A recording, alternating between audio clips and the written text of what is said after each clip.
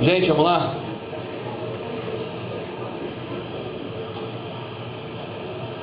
Vamos sentar, pessoal, vamos lá?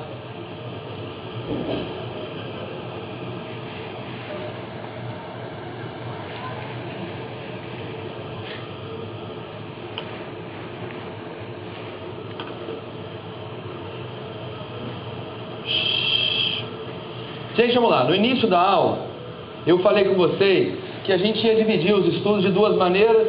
Primeiro tempo, segundo de vocês, a gente iria classificar e depois, no último tempo de aula, a gente iria analisar os estudos. Agora a gente já tem uma base, uma noção inicial de classificação, então agora a gente manda ver em relação à análise. Seguindo o mesmo padrão que a gente já fez de classificação, nós classificamos de 3 maneiras diferentes e vamos analisar também de 3 maneiras diferentes. A gente vai analisar a frequência, a associação e a estatística. Então tem 3 detalhes para a gente fazer aqui nesse tempo de aula. Em relação à frequência, eu quero saber o seguinte: vem cá, com que intensidade a doença ela aparece, com que frequência ela aparece? Segundo ponto que a gente faz, a associação. Vem cá, o fator que você estudou, ele está ou ele não está associado com aquela doença? Tem ou não tem associação? Quem é exposto ao fator tem mais risco de adoecer do que o não exposto? E o terceiro e último ponto, a estatística. Aqui vem dizer o seguinte: olha, eu encontrei uma associação. Agora, será que a associação que eu encontrei, ela é verdade? Eu posso confiar na associação encontrada? Qual a chance disso aí ter acontecido por acaso? Não sei. A estatística vem me dizer aqui a relação de confiança, confio ou não confie nesse estudo. É a prova final, é a prova dos 9. A estatística vem bater o martelo, por último, nessa análise. Então a gente vai ver exatamente esses 3 pontos aqui, a começar pelo primeiro que aparece, que seria a frequência, com que intensidade, com que frequência a doença aparece. E, gente, quais são as 2 maneiras que agora a gente já sabe de avaliar uma doença, desde a primeira aula do ano? Quais são as 2 maneiras de avaliar a doença? Ou através da prevalência, ou através da incidência. São as 2 medidas de frequência que a gente tem, de ocorrência, do risco, da morbidade, seria prevalência ou incidência. Agora, vamos pensar, para contar os doentes. Eu faço um estudo transversal. E no estudo transversal que a gente faz, aparecem alguns doentes. E eu quero contar esses doentes. Como é que eu iria contá-los? Através de prevalência ou de incidência? No transversal, que eu olho uma única vez, eu sei quem é doente novo, quem é doente antigo?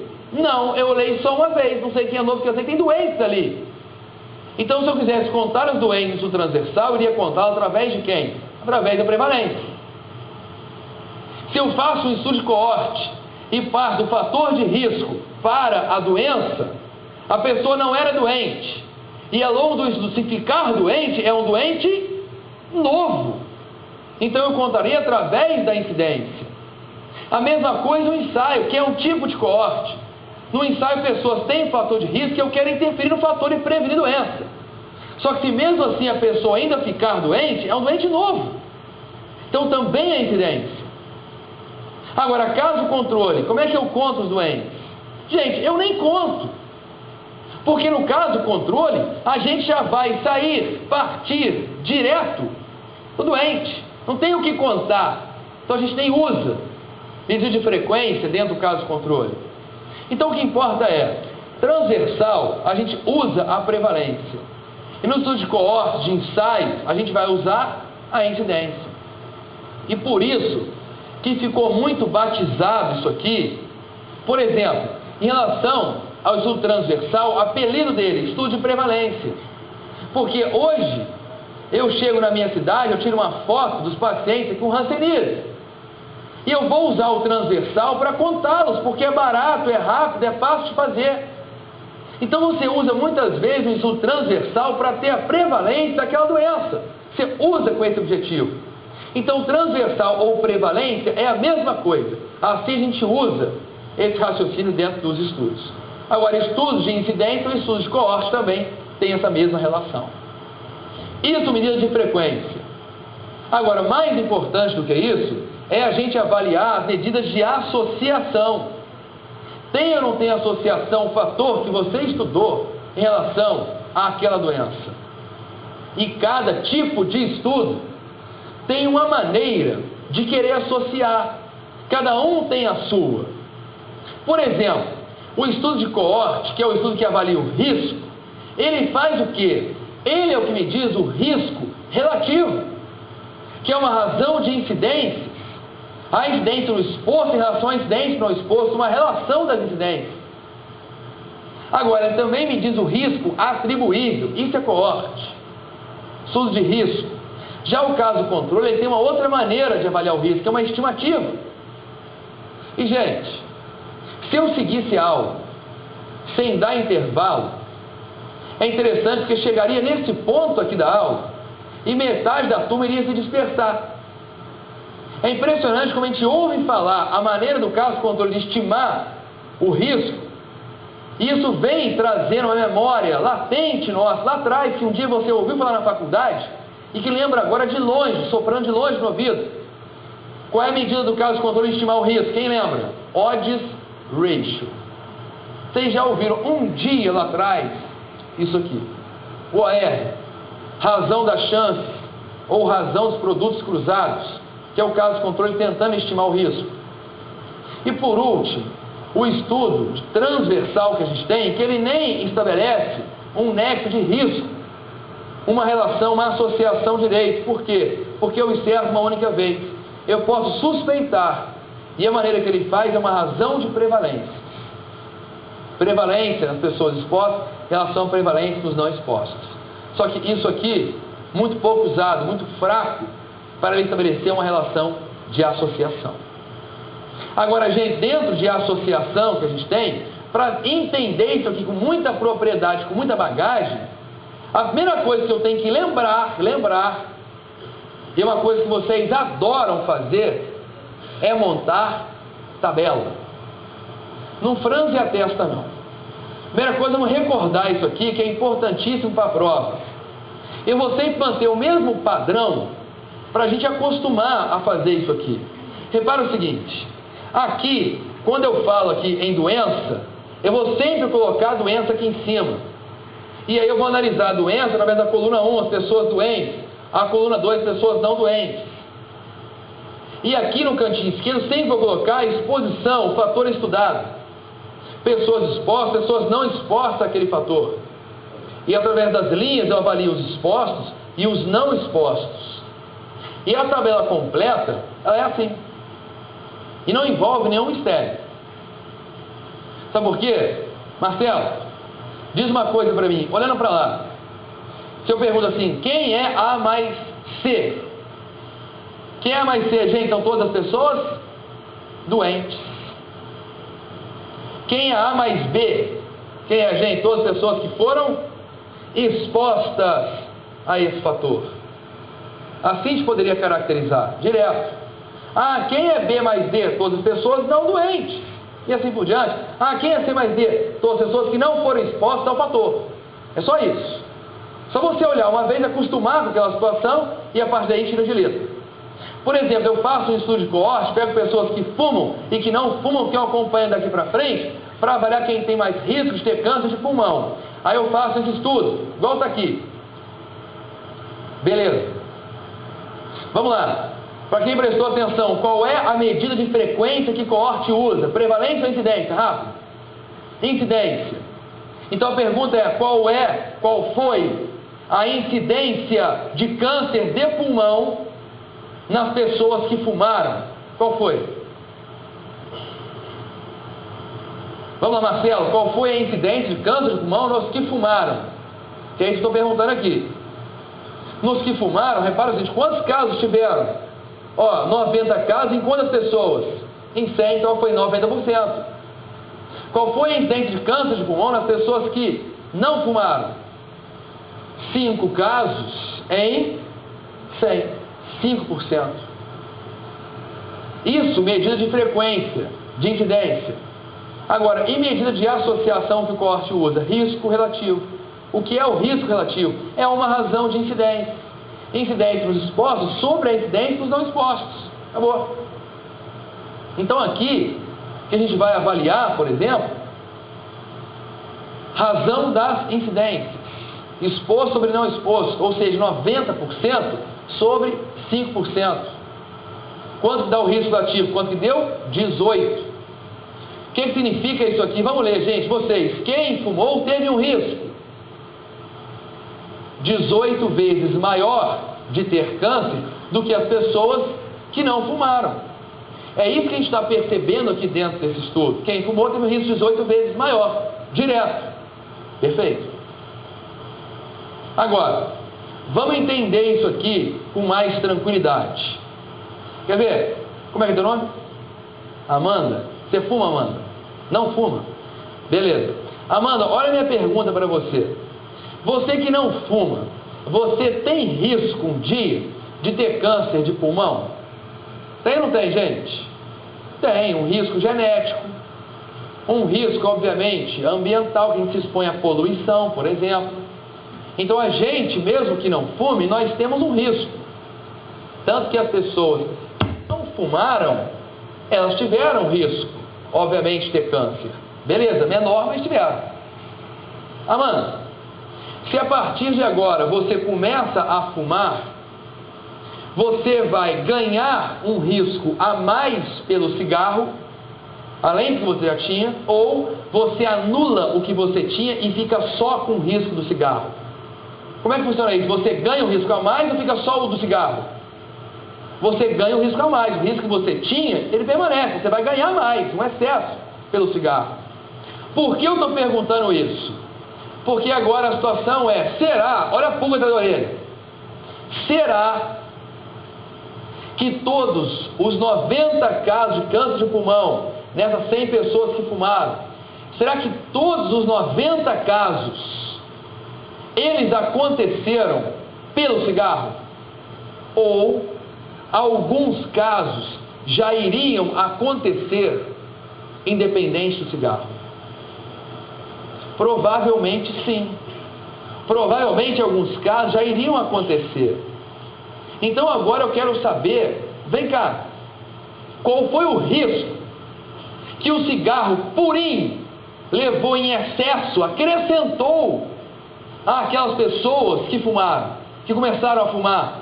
Qual é o risco que eu posso atribuir a esse fator? O risco atribuível ao cigarro puro dele, que ele acrescentou às pessoas que passaram a fumar. O quanto quem começou a fumar ganhou de risco a mais pelo cigarro. Eu quero enxergar aqui. Como é que eu vou saber? A primeira coisa é enxergar dentro aqui da minha tabela para onde que eu estou olhando. Eu não estou olhando para todo mundo. Nessa tabela agora, nesse momento, eu estou olhando para quem? Só para as pessoas que fumaram. Só para cá. Eu estou olhando para aquelas pessoas que fumaram. Daqueles que fumaram, qual foi o risco que eles ganharam em excesso só pelo cigarro? Como é que eu vou saber isso? É fácil. Pega o risco que as pessoas expostas aqui elas tiveram e limpa e purifica desse risco o risco que as pessoas que não fumam têm, porque o que sobrar foi só o quanto o cigarro acrescentou. Ou seja, diferença de incidência. A incidência dos expostos menos dos não expostos. Ou seja, eu pego desse risco de câncer que as pessoas que fumaram tiveram, eu vou limpar desse risco, o risco que os que não fumam têm, porque o que sobrar foi só o quanto o cigarro sozinho acrescentou, o quanto que eu posso atribuir especificamente para ele. 90 menos 5%, ou seja, 85%.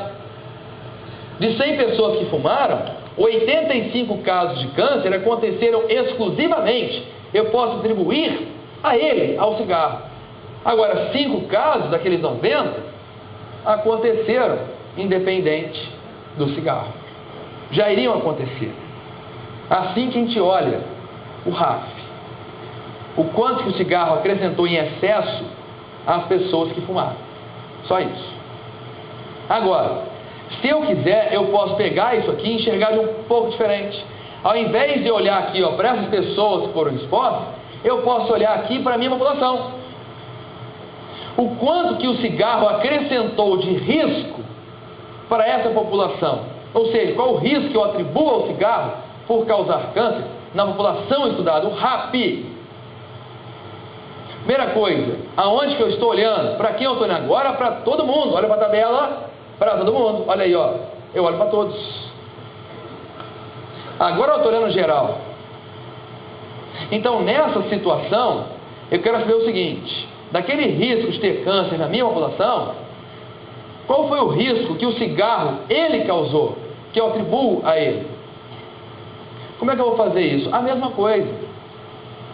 Vamos começar a entender. Amanda, qual foi o risco de câncer na minha população? Quantos casos de câncer nós tivemos aqui na população? 95 casos. Em quantas pessoas? Em 200. Então o risco de câncer na população que eu dei foi de 95 em 200, ou seria a mesma coisa que 47,5 casos em 100. Mesma coisa, 95 em 200 ou 47 em 100. Como é que eu vou saber o quanto o cigarro acrescentou à população? É a mesma coisa que eu fiz anterior. Pega o risco de câncer na população e você aqui, limpa desse risco o risco que as pessoas que não fumam têm. Porque, gente, aí o que sobrar foi só o quanto o cigarro sozinho acrescentou de risco a essa população. Só isso, que aí vai sobrar só o risco do cigarro. Acabou. Beleza. Só que, em primeiro lugar, não se atenham à matemática em si disso aqui. Sabe por que não? Porque ninguém pergunta, nunca perguntaram o RAP em prova. Sabe como é que eles perguntam? Quando eles perguntam isso aqui, eles perguntam o RAP percentual. É isso que eles perguntam. E o RAP percentual não se atém à matemática. Você ainda divide isso aqui para a incidência da população. O RAP percentual seria assim. Agora, a matemática bobagem, o conceito vai ser importante. Então, por enquanto, vamos esquecer a matemática. Vamos pensar em cima do conceito. Vamos fazer só o cálculo e aí a gente pega firme aqui, no que eu guardo para a prova. Incidência da população 47,5 menos 5, que é a incidência nos não expostos, menos sobre 47,5, que é a incidência da população, quando isso 90%. Então agora para e entenda. Para de copiar. Começa a entender o conceito. O que significa isso aqui? 90 RAP, percentual de 90%. Nesse estudo. Significa que o cigarro, ele foi responsável por 90% dos casos de câncer na população que eu estudei. Só isso. Vou repetir. O cigarro, eu atribuo a ele, na população. Ou seja, ele foi responsável por 90% dos casos de câncer nessa população que eu estou estudando. É isso. Ah, mas como é que cai em prova? Em prova cai um pouquinho diferente. Sabe qual é a pergunta de prova? Eles te dão o RAP percentual. O RAP percentual dá 90%. O que significa isso? Significa assim, se eu retirar, olha o conceito. Se eu retiro o cigarro, então eu vou reduzir em quantos por cento o risco de câncer na minha população?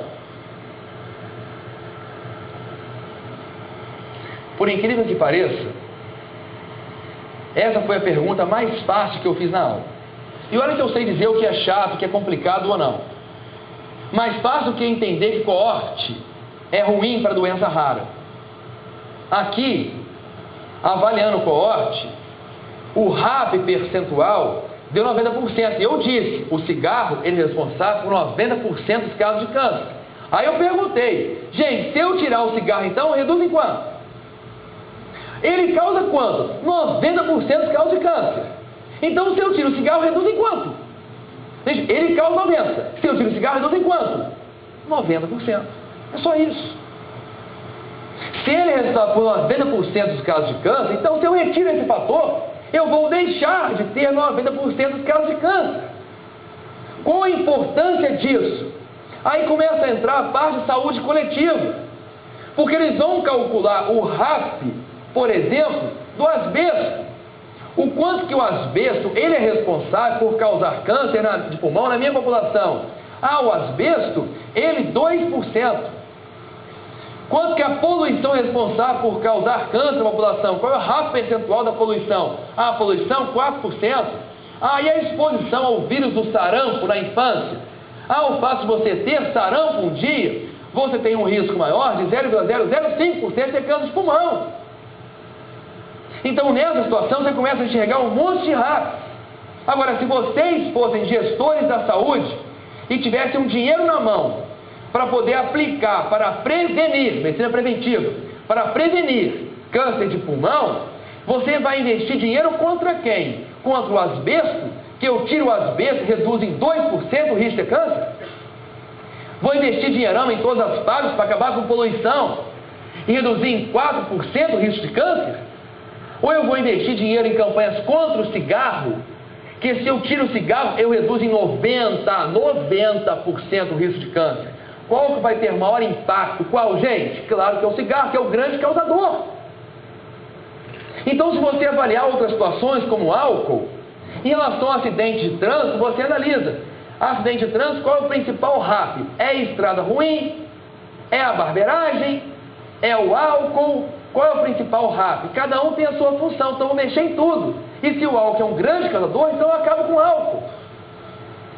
Você avalia o risco de uma situação causar a outra. Então, se eu tiro aquele risco, então acaba aquela consequência. Se o Ministério da Saúde pudesse, ele acabava com o álcool no Brasil. Só que o Ministério da Fazenda não deixa. Porque 95% do dinheiro do álcool é imposto. Então, o Ministério da Fazenda arrecada trilhões e trilhões de reais por ano com o álcool. E o Ministério da Fazenda gasta bilhões com álcool em saúde.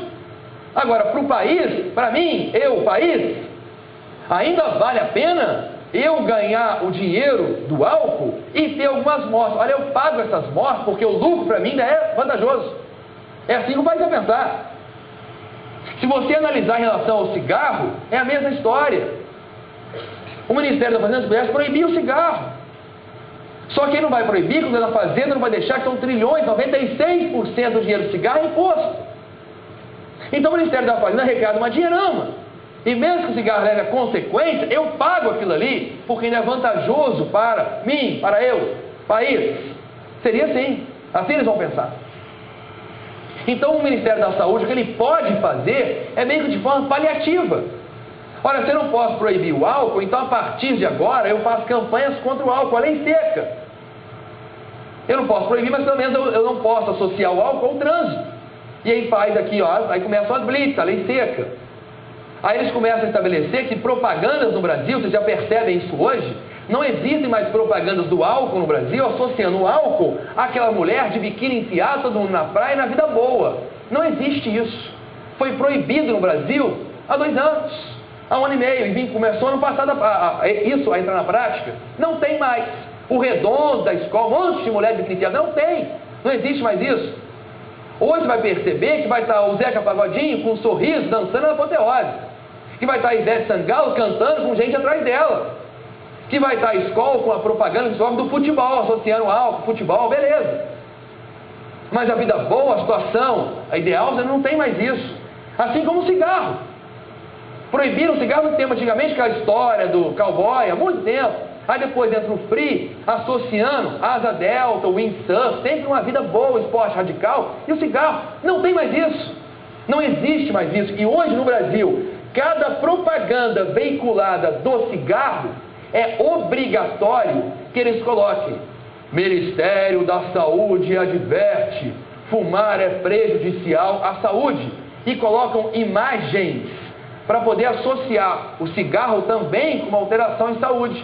Cigarro causa câncer de pulmão. Aí vinculam com o pulmão. Fumar causa aborto espontâneo. Aí colocam um feto morto dentro de um pote para associar. Sempre na imagem, fumar causa impotência sexual. Gente, não dá para colocar um pinto molenga, não é isso? Atrás do cigarro, ninguém vai colocar isso. Eles colocam o quê? O cigarro com uma cinza mole. Não é isso? Uma cinza como se fosse broxa, para tentar associar. Eles querem vincular que a pessoa sempre enxergue ali o álcool prejudicial à saúde. O cigarro, desculpa, causa isso, o cigarro causa aquilo. Só que o cara que fuma, como é viciado, aquilo para ele, daqui a pouco faz frasquinho. Porque ele vai chegar na padaria, aí aquela velha não sorte que já perceberam isso. O cara chega na padaria e fala assim: vê um maço de cigarro.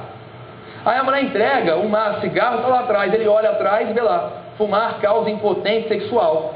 Aí ele olha aqui, ele não gosta. Ele fala assim: olha só, eu não quero esse aqui não. Me vê aquele que causa câncer de boca. Não é isso?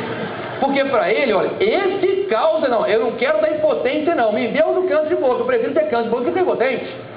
É como se esse cigarro, esse causa a impotência e aquele causa o câncer de boca. Então ele fica mais feliz, alivia a consciência dele, de achar que um dia ele tem câncer de boca, e boca para ele é tranquilidade do que ele tem impotência. Então as pessoas vinculam isso. E o Ministério da Saúde tenta associar essa situação do ruim com o cigarro. Só quem é viciado, está viciado, e não vai ser a imagem em si que vai tirar ele desse vício. Mas é o que eles podem fazer hoje em dia. Ou seja, coorte é estudo que avalia risco. O risco relativo. Quantas vezes a pessoa exposta tem mais risco de adoecer do que o não exposto. O risco atribuível é o fator, que é o RAF, o quanto de excesso o cigarro acrescentou às pessoas que fumam, só olham os expostos. E o RAP, quanto de excesso o cigarro causou à minha população, quanto ele foi responsável por causar câncer na população. Então, se eu retiro o cigarro, eu reduzo em tanto nessa população. Para isso que serve o coorte. O caso controle já é um pouco diferente, porque é uma estimativa. Exemplo, eu faço um estudo de caso controle e pego hoje 120 pessoas com pneumoconiose, por exemplo, silicose, com a nossa principal pneumoconiose, e 780 pessoas aqui sem silicose, sem pneumoconiose. E vou estar observando daqui para trás e procuro no passado se as pessoas foram não expostas a jateamento de areia. E tento associar uma coisa com a outra. Qual é a maneira que o caso controle usa para associação? Como é que ele tenta associar uma coisa a outra, gente? Como é que é o nome? Odds Ratio. O que é Odds Ratio? Razão das chances ou razão dos produtos cruzados. Por que a gente dá esse nome? Razão dos produtos cruzados. Porque a fórmula do Odds Ratio é o A vezes o D dividido pelo B vezes o C. Razão dos produtos cruzados, ó, A vezes D sobre B vezes C. AD sobre BC. Essa é a fórmula. E que muita gente, olha para a tabela, olha lá. AD sobre BC. Olha aqui, ó, AD sobre BC. Muita gente guardou como se fosse a fórmula do peixinho. Olha lá, ó. É o peixinho, AD sobre... Põe o olhinho, ó. Põe o olhinho aqui, isso, ó. AD sobre BC. Tem gente que guardou assim, a fórmula do peixinho. AD sobre BC. E essa eu queria que vocês guardassem para a prova. Única fórmula, dá aula inteira. Que é para guardar? AD sobre BC. Guarda essa aí, que é a fórmula do Odds Ratio.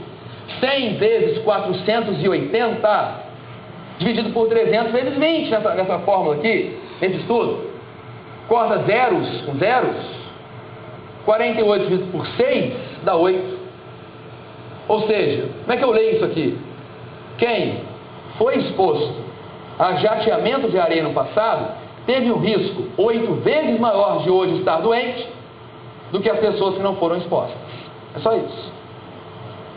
Aí você fala assim, Márcio, mas você leu isso aqui exatamente igual como você leu o coorte, o risco ativo.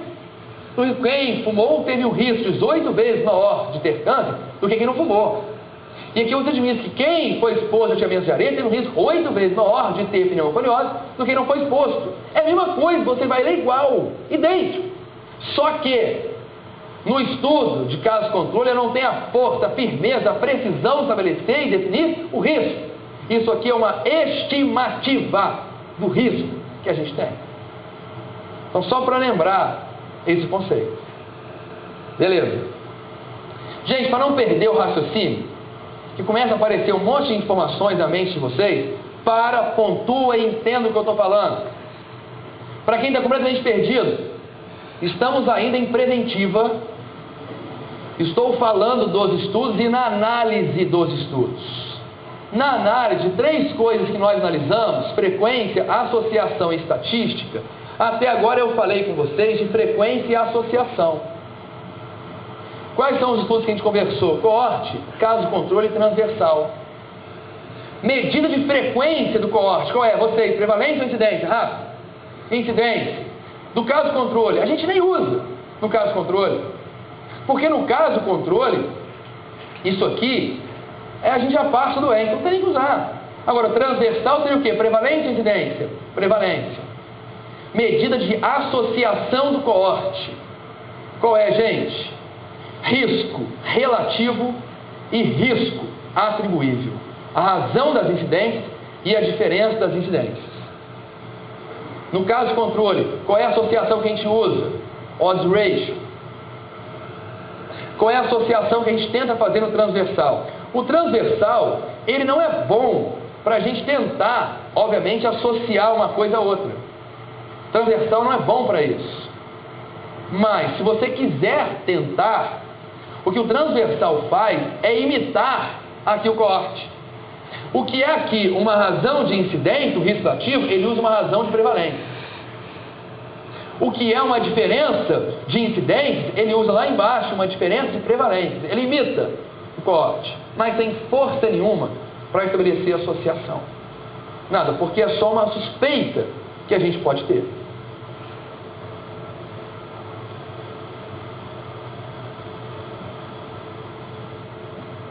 Beleza. Agora, vamos interpretar isso que a gente está vendo aqui. A aula começa a ganhar importância e até uma certa clareza agora. Quer ver, eu faço um estudo, seja de coorte no seu RR, o caso controle no OR, o transversal no seu RP, razão de prevalência, e eu encontro um risco relativo, por exemplo, do coorte de 1. O que significa isso aqui? Interpreta isso aí. Esse fator que você estudou é um fator de risco ou é um fator de proteção? O que ele é? Ele é o que, gente? Ele não é nada, porque a incidência do exposto de D1 foi a mesma incidência do não exposto. Então, nessa situação, não houve associação. Não está associado, não tem mais risco de adoecimento, nem menos risco. Então, não tem associação nenhuma. Quem é exposto tem mesmo risco, não exposto. Não há associação do fator da doença. Se o meu RR está maior do que 1, quem foi exposto ao fator teve um risco maior de adoecer do que o não exposto. Então, aqui, o que a gente vai dizer? É um fator de risco ou um fator protetor? De risco. Tem mais risco de adoecer do que a pessoa não exposta. É um fator de risco. E por último, se o RR deu menor do que 1, quem foi exposto ao fator teve menos risco de adoecer do que o não exposto. Então, na verdade, a pessoa teve menos risco de adoecer. Foi um fator que protegeu. Fator protetor.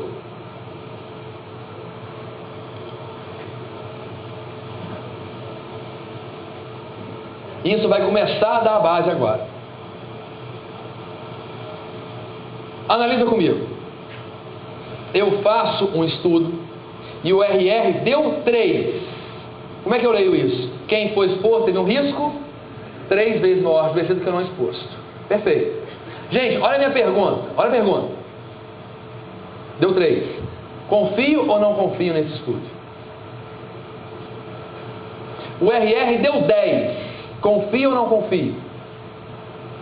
O meu RR deu 100. Quem é exposto ao fator tem um risco 100 vezes maior de adoecer do que o não exposto. Confio ou eu não confio? Deu 100. Confio ou não confio? Não sei. Eu não sei. Por que eu não sei? Porque o RR me diz associação, se está ou não está associado. Isso eu sei. Agora, a questão de confiança, quem é que me dá confiança? Quem me disse eu encontrei isso aí não foi apenas por acaso. Como é que eu sei se foi por acaso ou se foi verdade? Quem me diz a questão de confiança, posso ou não posso confiar? Quem faz isso? A estatística. Então, no final do estudo, não basta você encontrar. Encontrei o RR, agora eu tenho que botar na prova dos 9. A prova da verdade, confio ou não confio? Será que isso que eu encontrei o RR de 3? Será que isso é verdade? Ou eu encontrei isso aí simplesmente por acaso? Eu errei na hora que eu fiz o meu estudo? Eu não sei. Como é que eu vou saber isso? Começa a entender, gente. Quando eu faço a estatística, vem me perguntar se eu errei. Porque existem duas maneiras de errar, duas simples. Ou eu erro de forma aleatória, que é o erro por acaso. Ou eu posso errar porque eu dei mole. Erro sistemático, viés, teve um erro. Vamos começar a pensar em cima disso. Para começar isso aqui, gente, erro ao acaso, erro por acaso. Para e pensa. O acaso, ele existe? Existe ou não? Tem gente que não acredita em acaso. Já vi até as pessoas darem com adesivo no carro: o acaso não existe. Aí perguntaram assim: quem é Leia Kardec? Não, não é Leia Kardec, é assim, Leia Kardec. Porque kardecista não acredita no acaso. Ora, vamos começar a pensar. Eu não estou falando de kardecismo aqui. Vamos pensar assim: em medicina, o acaso existe? Sim ou não? Sim ou não? Sim, é claro que existe. Porque por acaso descobriram a penicilina, Alexander Fleming, por acaso. Por acaso descobriram a vacina da varíola, naquelas ordenhadoras. Por acaso descobriram que cloro, que flúor é bom, está na água. Por acaso descobriram há pouco tempo a cura para a raiva, eu comentei com vocês isso. Então muitas coisas em medicina acontecem por acaso. Então comece a entender: será que o estudo que eu fiz, a associação que eu encontrei, o RR que eu encontrei, aquilo ali não foi meramente, puramente ao acaso? Ou será que eu encontrei é verdade? Como é que eu vou saber isso? Pensa, gente, como é que eu vou saber se a associação que eu encontrei, ela foi por acaso ou realmente é uma verdade? Como é que eu sei isso? Como é que seria isso aí? Começa a entender. O acaso existe? Existe. Não só ele existe, como eles respeitaram o fato dele existir e atribuíram até um valor para esse acaso. Respeitaram, pode até errar, mas tem um valor para você errar. Você não pode errar sempre. Então sabe como é que eles disseram? Para você confiar, atenção máxima,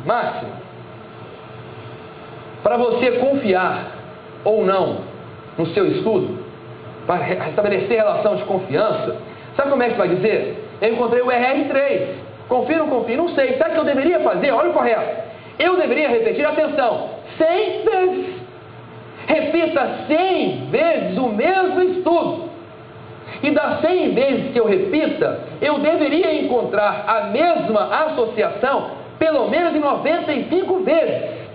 Eu posso errar? Claro que posso, mas que o meu erro, que o acaso, não seja maior do que 5 chances em 100.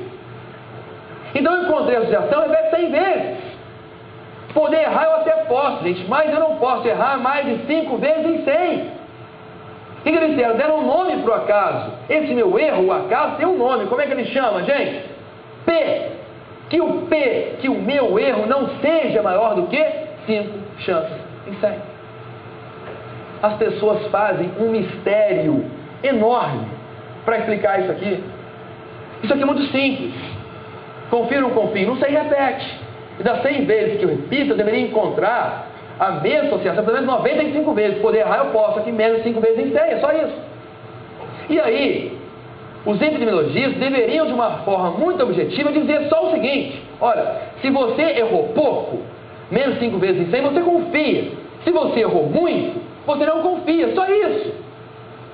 Só que, epidemiologista, no seu recalque de querer então ser chique, o que eles começam a afirmar? Ao invés de dizer de forma simples, eles querem dizer o seguinte: olha, se o P foi menor do que 0,05, errou pouco, o seu estudo, estatisticamente, ele foi significativo. E quando você erra mais de 5 vezes em 100, errou muito, você não confia, olha, o seu estatisticamente não foi significativo. Eles rebuscam a linguagem para explicar uma coisa: se você confia ou se você não confia. Errou muito, eu não vou confiar. Errou pouco, eu posso confiar. É isso. Agora, uma outra maneira que a gente tem seria o erro sistemático, viés. Tem três maneiras da gente errar aqui, erro sistemático. E quais seriam essas três? Primeiro, erro na hora de selecionar os pacientes para os estudos. Eu errei na hora que eu selecionei.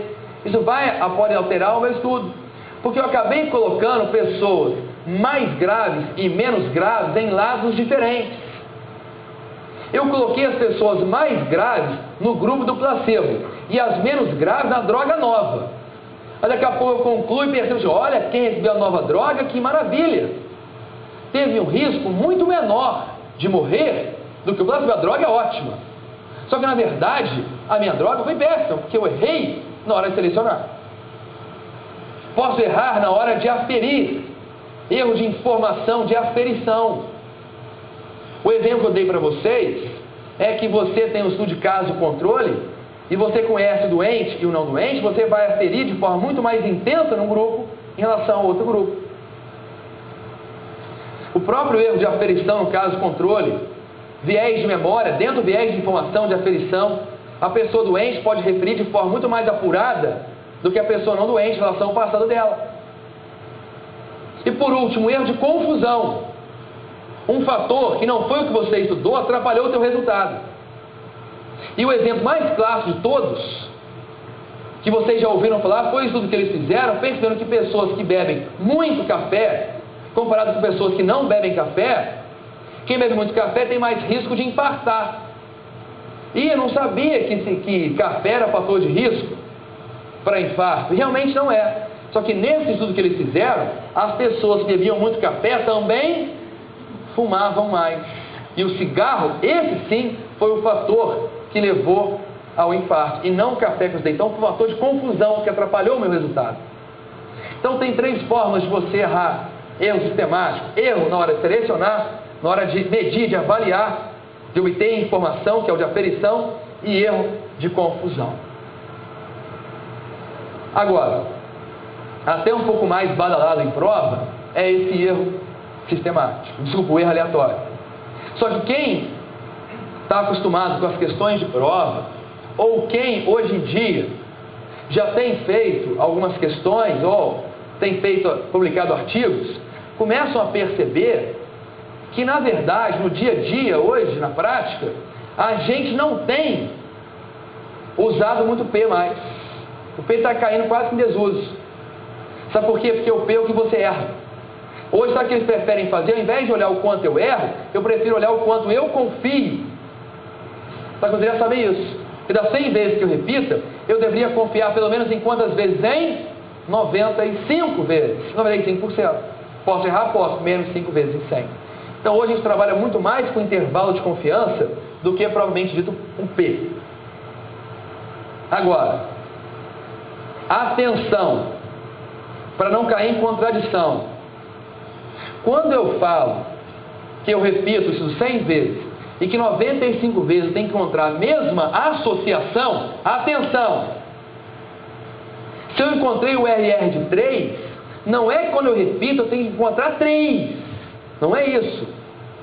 Quando eu repito, ele pode ser 2,7, ele pode ser 1,8, ele pode ser 4,2.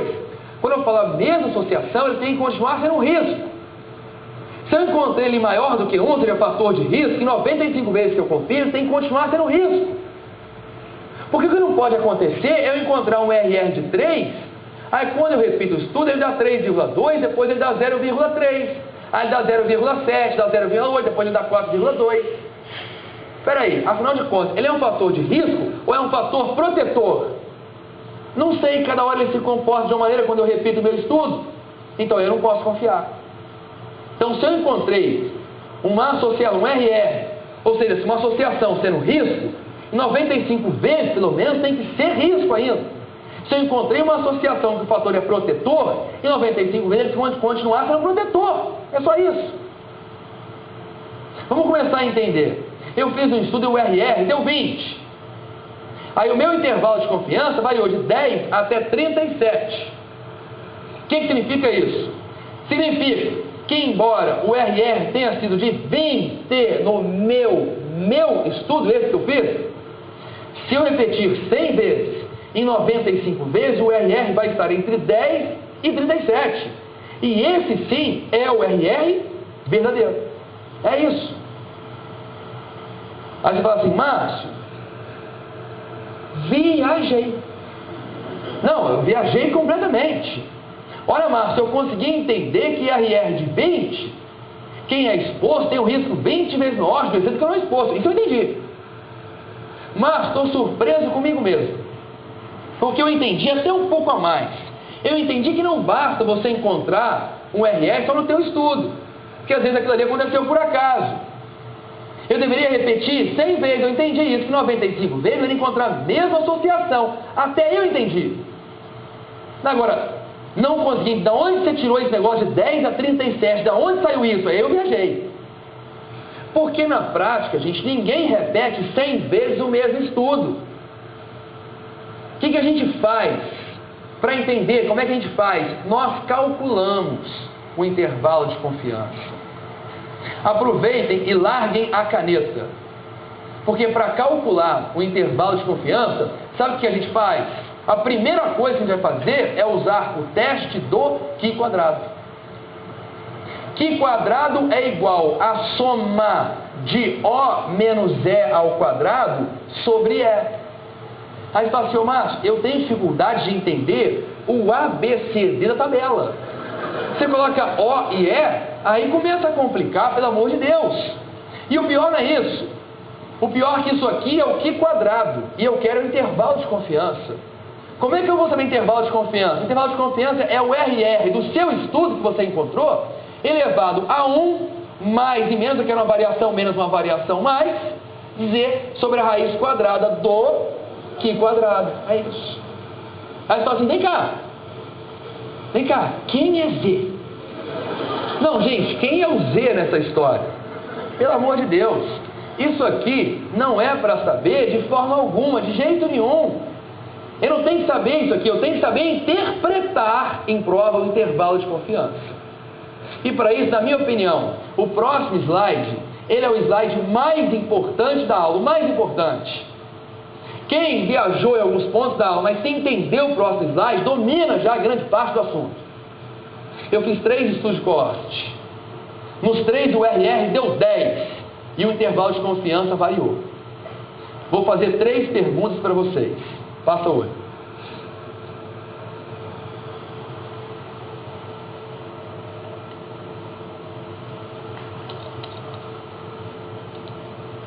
Primeira pergunta.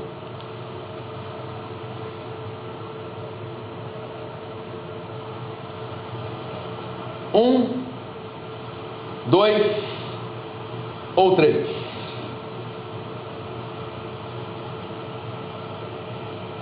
No 1, o RR deu 10. Ou seja, 10 é risco ou é proteção? Risco. O que importa é você olhar o intervalo de confiança. Aqui no intervalo de confiança, vamos lá, 1,1 é risco ou proteção? 1,1 é maior ou menor do que 1? É maior do que 1, então é um fator de risco. Quer ver, 1,1 aumentou em quanto risco? Em 0,1. Não, quero em porcentagem. Quantos por cento aumentou o risco ali? 1% ou 10%? 10%. Se fosse 1,01, seria em quanto? 1%. Deu 1,7, aumentou em quanto? Vamos treinar. 1,7, 70%, 1,07, 7%. 1,99, aumentou em quanto? 99%. Deu 2, o RR aumentou em quanto por cento? 100%. O RR deu 2,32, aumentou em quanto por cento? 132%. O RR deu 0,7, reduziu em quanto? Reduziu em 30%. Deu 0,8, reduziu em quanto? Em 20%. Deu 0,27, reduziu em quanto? Complicou. Não, 0,27 dá quanto? Reduziu em 73%. Perfeito. Então, é de cabeça que a gente faz. 1,1 aumentou em 10% até 22 vezes. Então, sempre continua sendo risco. Então, confio. Porque foi risco aqui, sempre continua sendo risco, posso confiar. No 2, foi risco, sempre continua sendo risco, posso confiar. No 3, foi risco, nas 95 vezes que eu poderia confiar, que eu deveria, tinha obrigação de confiar, teve hora que ele reduziu o risco em 40%. Teve hora que ele aumentou o risco em 42 vezes. Vem cá, esse fator, afinal de contas, ele é risco ou ele é proteção? Não sei. Cada hora ele se comporta de uma maneira, então eu não sei em que lado ele joga. Eu não posso confiar. Então, 3, eu não confio. Beleza. Segunda pergunta.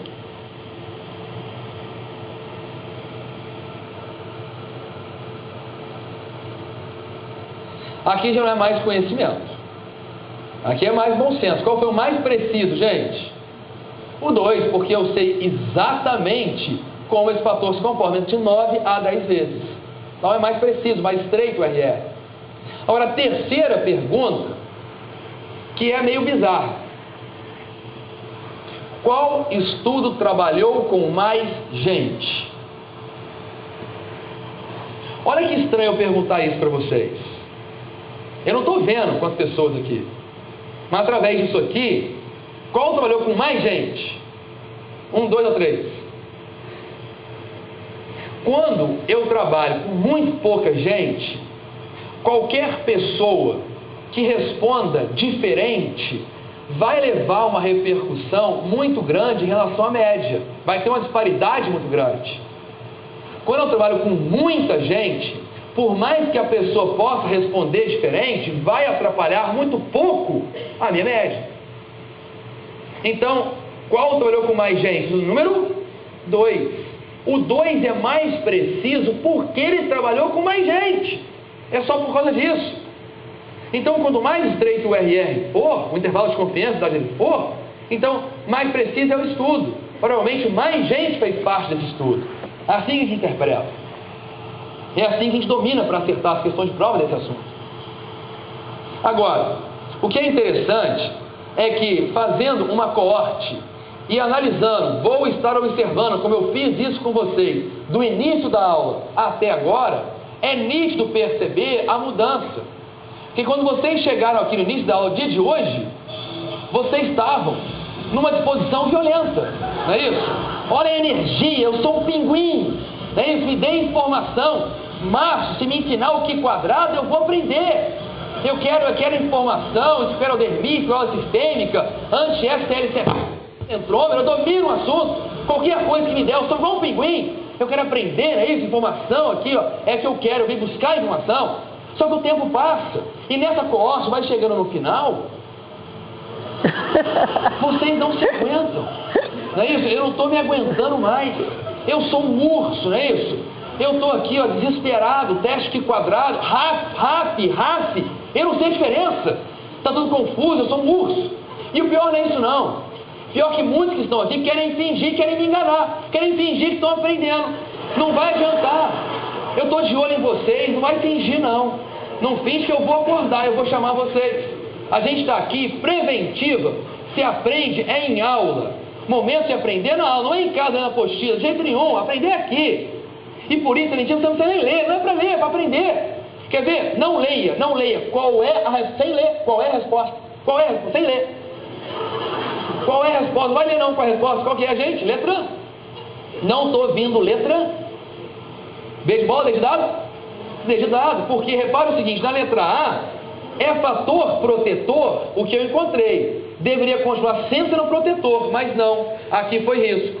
Eu encontrei protetor aqui, sempre deveria ser protetor, mas não, aqui foi risco.